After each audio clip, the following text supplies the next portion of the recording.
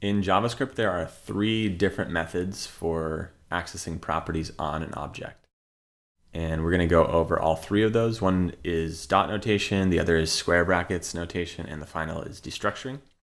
So let's first go over dot notation, which would be just kind of your standard Benjamin Button dot age, and this would return 25, the value in there.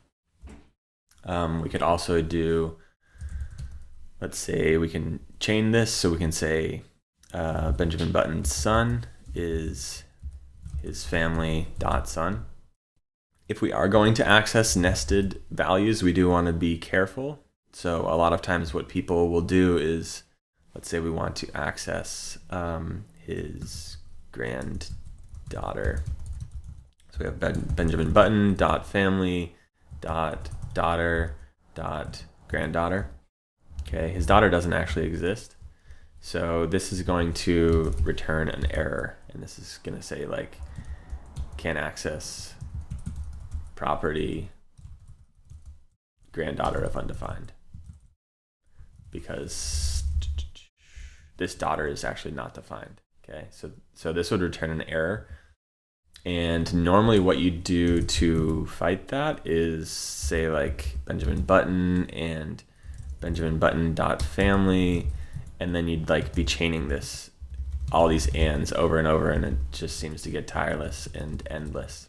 And so a newer way to do that is to say like his granddaughter, honestly really just to duplicate this line, and before every period you put a question mark. And this is called optional chaining, which is basically saying if this family exists, then let's go get the granddaughter. If the granddaughter exists, then, or excuse me, go get the daughter. If the daughter exists, go and get the granddaughter. So it's not going to give you this can't access property, whatever, of undefined. This is just going to return as undefined. Okay, so you want to do optional chaining. That's kind of an advanced version of dot notation. What happens when we have, let's say like fave songs equals Benjamin Button dot favorite songs? Could we do this? No, we can't. That's going to give us an error. Let's see what even this says. Identify expected. So this is the case when we would want to use square bracket notation.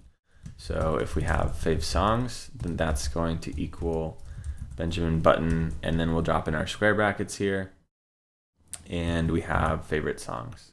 Okay, so this is going to give us a little more freedom accessing stuff. It is more characters to type, so there's that downside, I guess. But this will allow us to access properties that have dashes, that start with numbers, and then also it will allow us to access dynamic stuff. So let's say we don't know our key beforehand.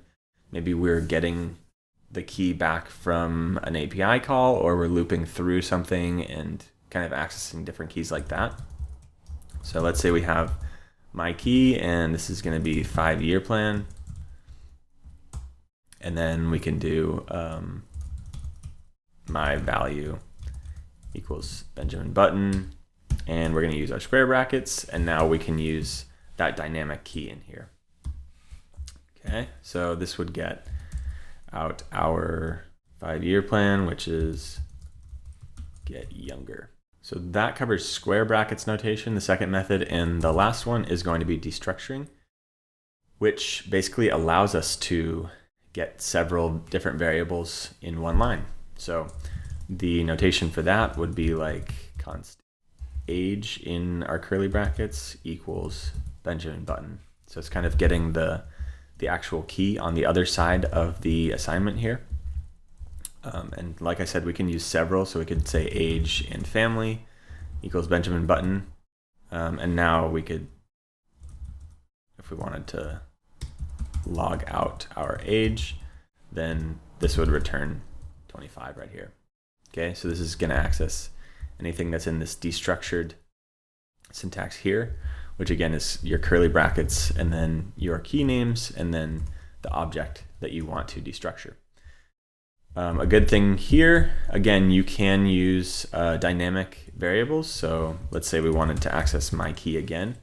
The thing is we do have to assign an alias. to this. So a way to access this, like up here, we have my value. And in here, we need a variable to assign this to. So we could say my new value. And now we would access, this is assigning an alias to that key that we're accessing. And now we would access this, my new value. And then let's see, my key is the 5-year plan. So again, this is going to log out get younger. Okay, and then we could also assign an alias for this. So let's say we have like old family. So now if we were to log out something here, we could say old family, and this is going to be exactly what we have in family. So it would just log out this object.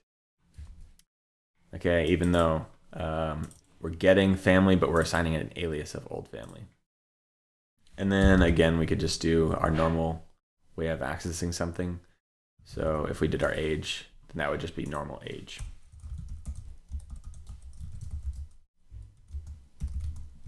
Which is going to be 25. Okay.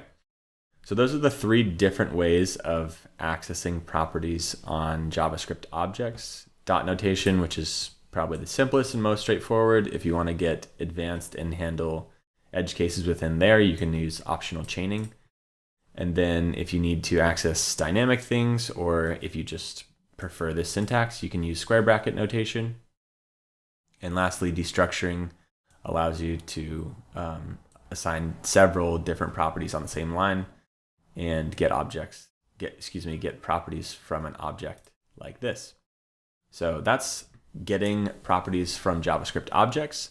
Hopefully this helps out. If you like the video, go ahead and subscribe, and we'll see you in the next one.